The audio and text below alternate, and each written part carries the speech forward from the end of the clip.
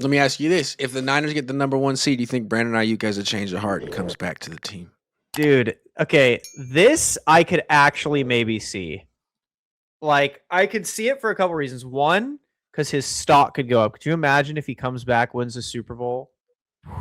His stock's going crazy. Also, And if he comes back or if he doesn't come back and they win the Super Bowl without him, that hurts him. it destroys his stock. It does. And so I think it's like a win-win for him. Plus, that seems like what he's mad about is that he wanted more targets in the Super Bowl. And so maybe this is his chance to right his wrong. I could see it. I feel like hope like that, like number 1 seed, like, damn, they're still the best in the league. All right, like, I got to give this another go. I feel like stuff like that can kind of change a player's like mind. But what do you think? I think it's possible. I mean, we've seen Brandon Aiyuk have a change of heart in the past. Yeah. Last year with his negotiation, his contract extension, he took a hard line. The Niners made him an offer. He rejected it. And at the last minute, he was like, actually, I'll take that offer. You don't even have to improve it. I like it. And the Niners are like, dude, what is your deal? So I think they remember that. John and Kyle still want him on the team, even if I don't know if they like him. I don't know if anyone likes him. I have a Right feeling now. Kyle likes him, but I don't know if Kyle's the one who went over to him and made a big deal about his shorts. Like they might be, frustrated with him, for but sure. he's not George Pickens. He's not Terrell Owens. They keep saying they're better with him. If he were to say, "Look, Kyle, I want to play," Kyle would I say, bet Kyle. "Hallelujah!" Yeah, he God. would jump out. He'd be like, "Holy shit, thank you, Lord." Yes. I Yes. think You know Kyle who'd be would upset jump though? on You know that. who'd be really mad? Parag. Jawan.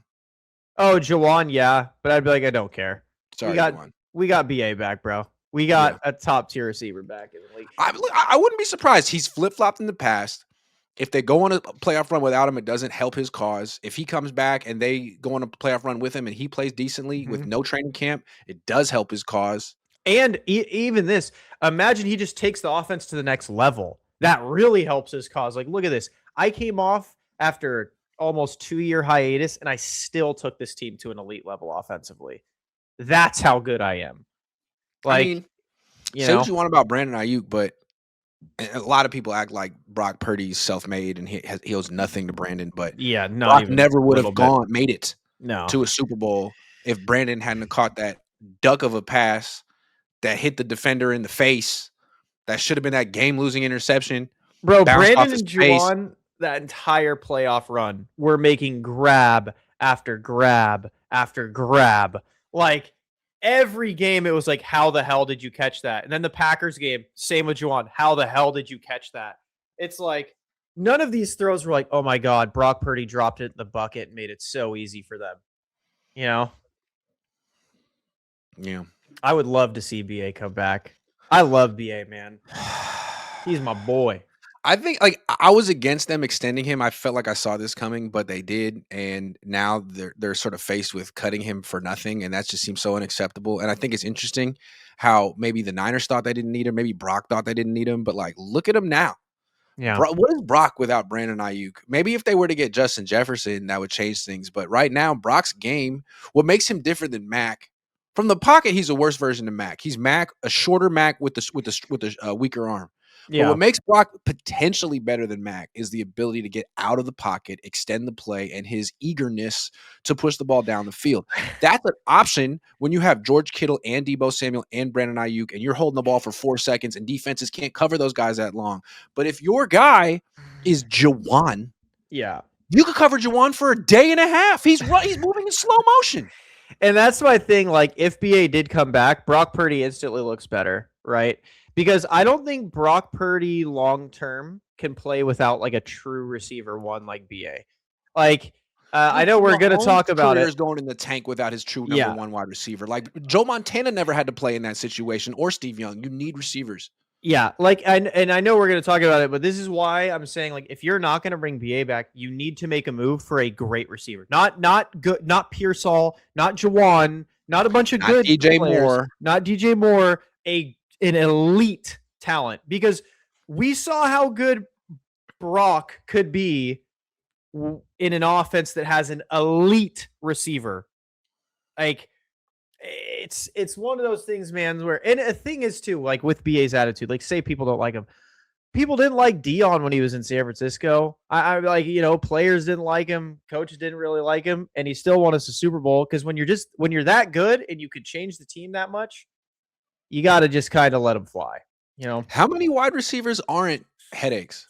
Good ones. Literally, like Jamar Chase was a headache. Justin Jefferson didn't seem like too much of a headache, but that's just because the Vikings wrote him a blank check. AJ Brown seems like a head case, but I'd do anything for him on my football team. Yep. Like every best receiver besides what Amon-Ra is like an absolute pain And they in give the him like ass. 800 targets a game, so I don't see what he could be. Yeah, What he could like complain about. like that's my thing, man. Is it all top tier receivers? It's the same with corners. They're all divas because they have to be. You're literally, your job is to be on an island and know you're better than the guy across from you and Yeah, and if demand the you lose football. that confidence, you're done. Yeah, So yeah. So like, in my opinion, man, who cares? Even if he is a headache, if you somehow snag a number 1 seed and you have an elite level player that you can put back on your roster, you do it. And I just think it's interesting how the Niners act like they want Ayuk, but there's nothing they can do. They had to take his guarantees. Their hands are tied. Man, if you wanted Ayuk, you would call up his agent and you'd negotiate something to For give him back sure. some guarantees. Like if you thought you could win a Super Bowl this year with him and you wanted that was your goal, I'm not talking about Kyle and John. I'm talking about Jed and Parag. They'd make it Yeah. happen. But it seems to me that their number one concern is balancing their checkbook and saving money and not over investing. Because while it would be nice to win a Super Bowl, it's not the end all be all. It's more important is making money, Leads. and they have a lot of they have more opportunity to make new money with soccer than football. Football is becoming very expensive. Every year the cap goes up and the extensions become more expensive, but leads, I mean, that could really start bringing them in some dividends. Yeah, it seems like the family-owned teams are kind of like petering out. Yep. And they're trying to save money. They keep saying it, and even John said it, right? Like in the interview about the trade deadline stuff and the NFL being wide open, he was like, yeah, well, when you kind of have a team like this, it's looking this good. Like, yeah, usually you either, because they were asking what they're going to do with Brandon's extra money. He goes, well, you could kind of build it through free agency. He goes, but we really just want to keep infusing youth into the teams. Like, okay, so the owners are cheaping out and they have no interest in spending money anymore. See, I wonder if John and Kyle end up leaving eventually, being like, you know what? When we came here, we thought the owners were really like seriously invested in football, like we are. But 10 years have passed, and all of a sudden they've developed new interests, and we think it's best to part ways. I wouldn't be surprised if that's the way this all ends. I could see that too. If say next year they don't make any moves and the Niners are just kind of like this, where they're good, but they're not great. Mm-hmm. They're not bad. And Kyle just goes, listen, bro, if you're not going to spend money, I'm out.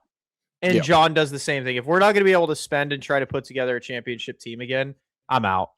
Because from Kyle's perspective, I'm not the biggest Kyle guy, but like if he left and made himself a free agent, he'll be a free agent after 2027. 2 more He'd have 30 job offers. And like, forget the 30, like whatever one he like, say he wanted to coach Josh Allen. Guess what? You're coaching Josh Allen. Yeah, they would fire Doug McDermott tomorrow. In a heartbeat. Yeah. So I think the Niners have to give Kyle a reason to want to stay here. I mean, yeah, if you're going to start telling him who we can and can't sign, if you're going to saddle him with Brock Purdy long term, I wouldn't be surprised if after a couple of years he's like, you know what, I want to go give coaching Josh Allen a shot. And like, who knows? Maybe behind closed doors they go, Kyle, John, like we get it. We want to be able to do this, but we are like cash strapped. Like we have been put into a hellhole of cap space. Let's just reset it before we end up like the Saints. And maybe Kyle and John are on board, but I don't see Kyle and John being on board with that. It seems like Kyle and John want to win a Super Bowl, and they don't really care.